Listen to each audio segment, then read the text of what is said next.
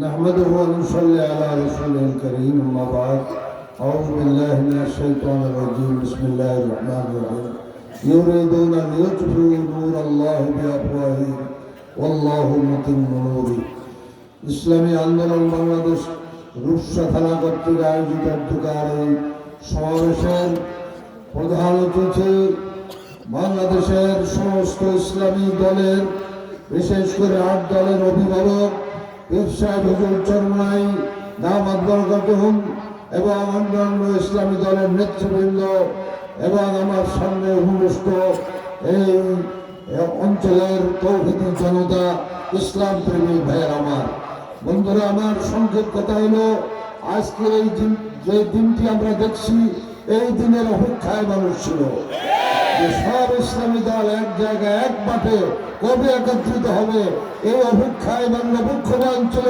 আল্লাহ তাআলা সেই চাহিদা কামনা পূরণ করেছেন, বলে আলহামদুলিল্লাহ। এখন বাংলাদেশ 2 ভাগে ভাগ হয়েছে। এক ভাগ নারায়ে তাকবীরের ভাগ, এরা নারায়ে তাকবীর আল্লাহু আকবারের ধ্বনি তোলে। আরেক ভাগ তারা নারায়ে তাকবীর বলতে জানে না। নারায়ে তাকবীর বললে ওদের মুখ গুঙ্গা হয়ে যায়, ওদের মুখ বন্ধ হয়ে যায়। নারায়ে তাকবীরের স্লোগান যেই দলের মধ্যে নাই, ওই দল মুসলমান করতে পারে না। কাজেই আগামী নির্বাচন হবে নারায়ে তাকবীরের পন্থীদের, আগামী পার্লামেন্ট হবে কোরআনের পার্লামেন্ট, আগামী সংসদ হবে ইসলামের সংসদ। এই জন্য আমাদের কাজ করতে হবে, ঘরে ঘরে দাঁড়ে দাঁড়ে মহল্লায় মহল্লায় মানুষকে বুঝাতে হবে যে চোর বাটপার চাঁদাবাজদেরকে আর ক্ষমতায় পাঠানো যাবে না, লাল কার্ড দেখাতে হবে। আল্লাহ আমাদের তৌফিক দান করেন, আমিন। আখির দাওয়ানা আলহামদুলিল্লাহ। প্রিয় সাথী বন্ধুগণ, সমাবেশের পর্যায়ে প্রধান অতিথির মূল্যবান বক্তব্য নিয়ে আসছেন ইসলামী আন্দোলন বাংলাদেশের মুহতারাম আমির বঙ্গ অভিভাবক মুফতি সৈয়দ মোহাম্মদ রিজাউল করিম পীর সাহেব চরমনাই।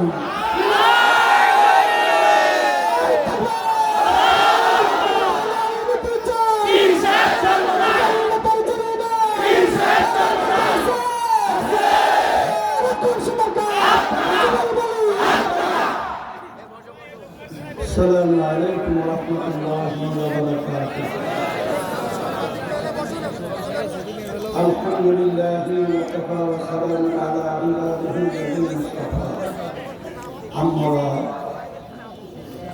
فأعوذ بالله من الشيطان الرجيم بسم الله الرحمن الرحيم.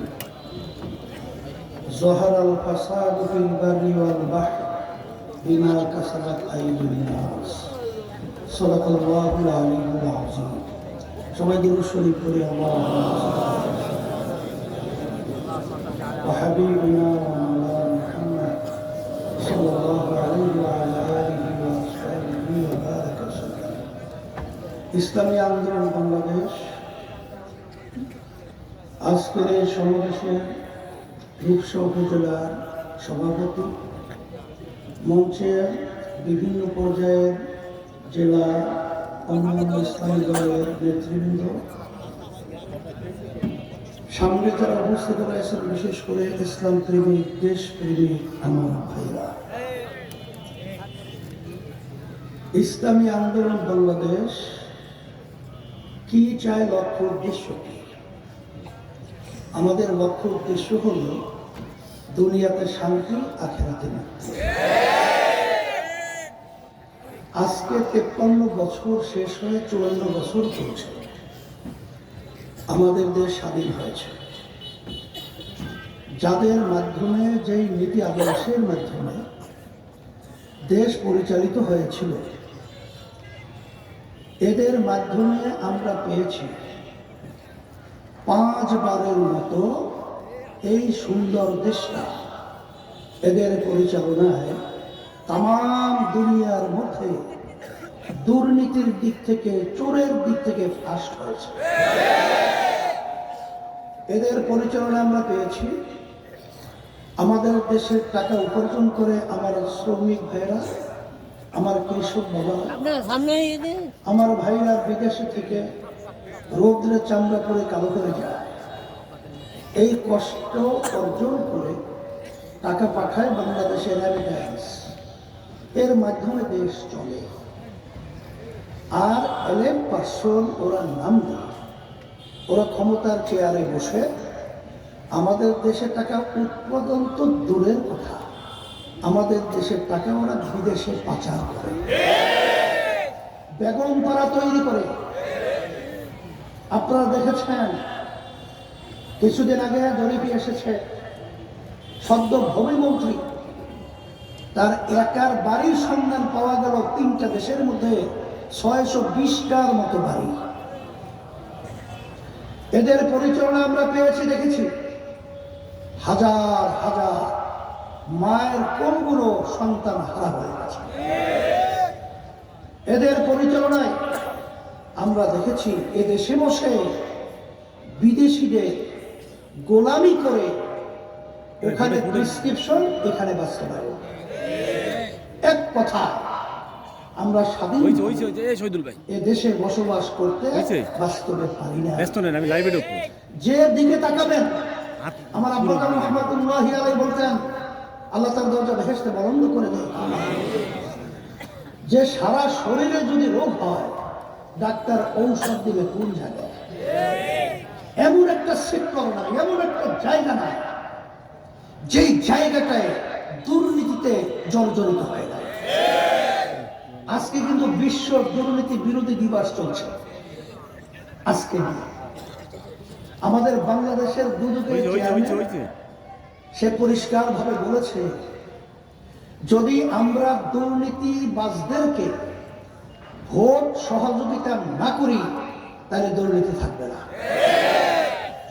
আর যখন আমরা চোরের বিরুদ্ধে, দুর্নীতির বিরুদ্ধে কথা বলি, তখন আমাদের বিরুদ্ধে এমন ভাবে খর্বহস্ত, এমন ভাবে আমাদের বিরুদ্ধে কোনো অবস্থান তৈরি করে, মনে হয় যেন আমরা করে দেশের সন্তানই না।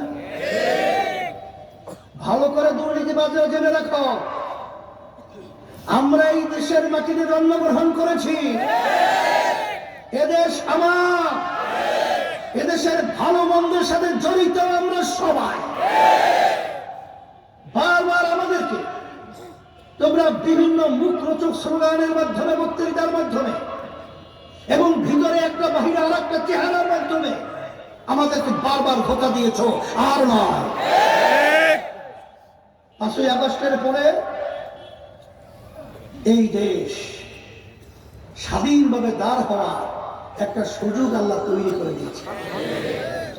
আজকে ইসলামের শক্তি তার মাথা উঁচু করে দেওয়ার সুযোগ এসেছে।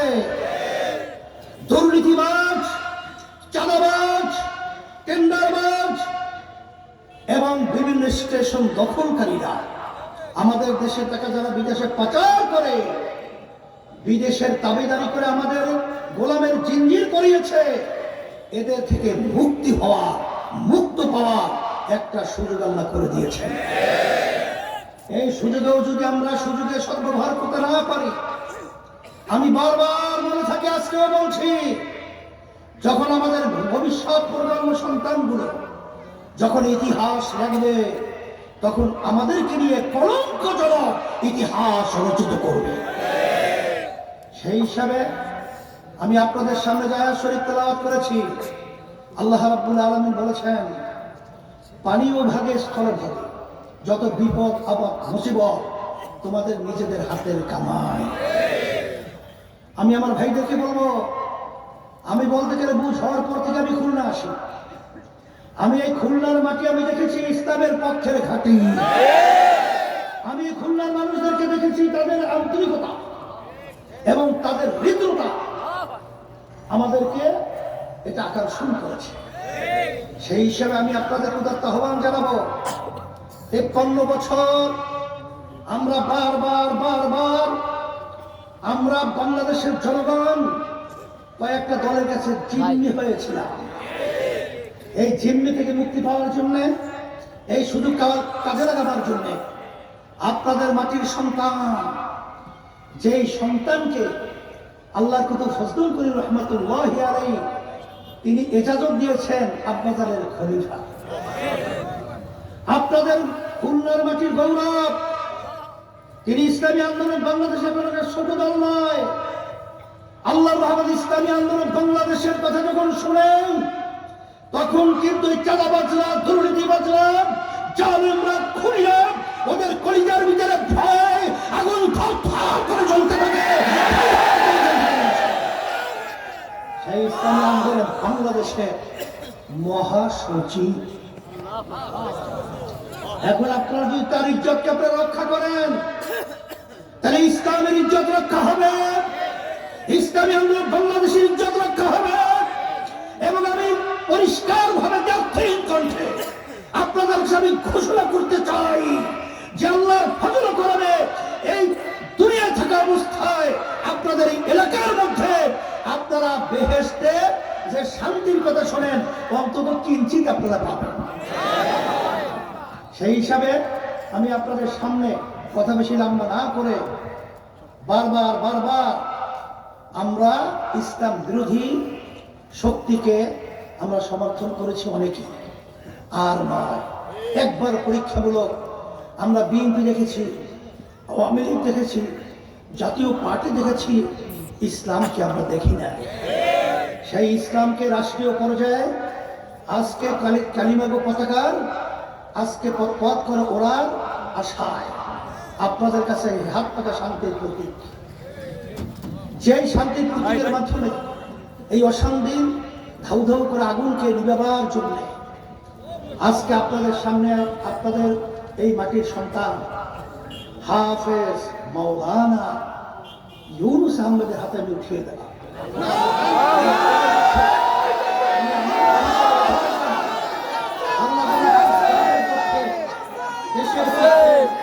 মানবতার কল্যাণের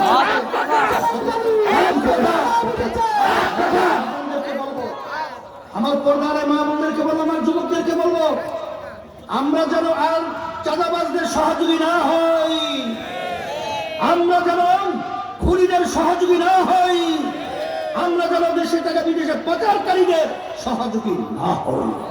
আল্লাহ আমাকে আমাদের সকলকে ইসলাম দেশ মানবতার কল্যাণের পক্ষে খাদেম হিসাবে কাজ করার তৌফিক দান করেন। রব্বানা আতিনা ফিদ দুনিয়া হাসানা ওয়া ফিল আখিরাতি হাসানা ওয়া কিনা আযাবান নার। আল্লাহ সব আপনাদের সুপ্রত করে দিলাম। আল্লাহ আপনার সব বিষয় আপনি দেখেন, আপনি জানেন। আল্লাহ আমরা আশা করছি ইসলামের পক্ষে শক্তি উত্থান হবে, আল্লাহ দেশে কল্যাণ আসবে, আল্লাহ মানুষ জালেমদের জিনজিন থেকে মুক্তি পাবে। আল্লাহ পরিবেশ করে না, আমাদের খাদেম হিসেবে কবুল করে না, হাত পাখার প্রতীকের প্রার্থীদেরকে বিজয় দান করেন, ইসলামের পক্ষে প্রার্থীদেরকে বিজয় দান করেন। সুবহানা রাব্বিকা রাব্বিল ইজ্জাতি আম্মা ইয়াসিফুন ওয়া সালামুন আলাল মুরসালিন আলহামদুলিল্লাহি রাব্বিল আলামিন।